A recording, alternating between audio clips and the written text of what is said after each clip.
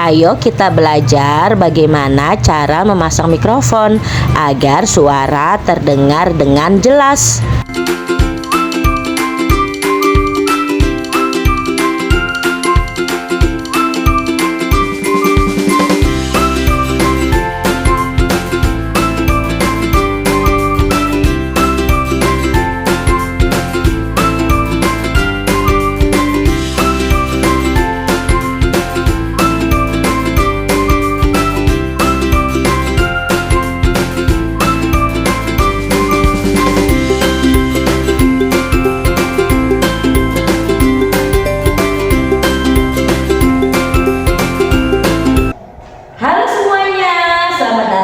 Interview hari ini.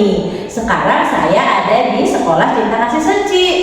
Kita mengobrol langsung dengan guru bahasa Inggris di Sekolah Cinta Kasih Seci. Gimana sih cara menumbuhkan bahasa Inggris anak sejak dini untuk anak-anak TK? Kita kenalan yuk sama guru bahasa Inggris di TK Cinta Kasih Seci. Halo Miss Nur. Hai Miss. Apa kabar nih Miss? Kabar baik hari ini. Sekarang saya mau nanya-nanya nih sama Miss Nur tentang bagaimana sih cara menumbuhkan bahasa Inggris untuk anak-anak terbiasa di TK atau sejak dini.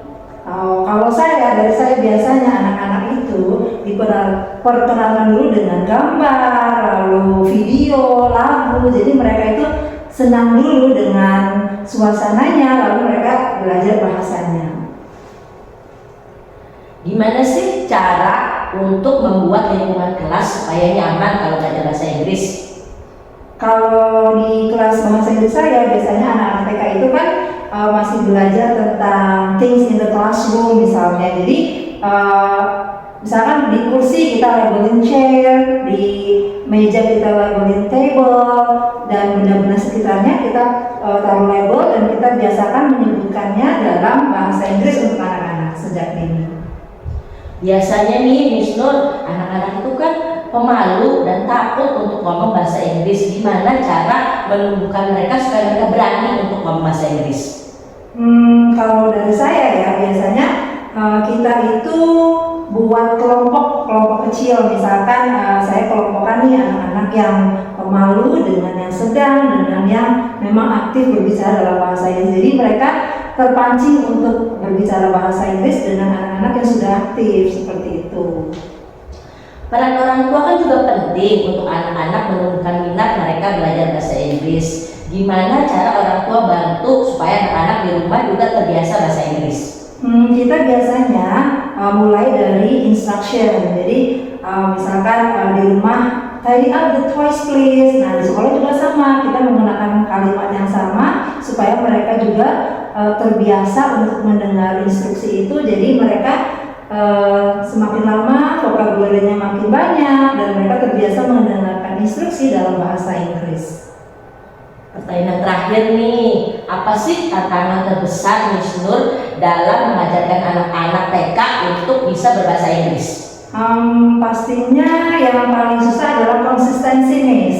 Konsistensi itu biasanya ketika kita ajarkan mereka, namun misalkan dalam 1 minggu itu hanya sekali dan di rumah tidak ada pengulangan, itu jadi anak-anak mudah lupa. Jadi antara orang tua dan guru itu harus saling bersinergi membantu mereka bagaimana supaya selalu menggunakan bahasa Inggris dalam kegiatan sehari-hari mereka. Itu aja dari saya, Miss. Oke, keren kan wawancara kita hari ini sama Miss Nur, gimana cara menumbuhkan kebiasaan anak-anak untuk berbahasa Inggris sejak dini. Semoga tips dan trik dari Miss Nur hari ini bermanfaat untuk semuanya. Terima kasih, sampai jumpa.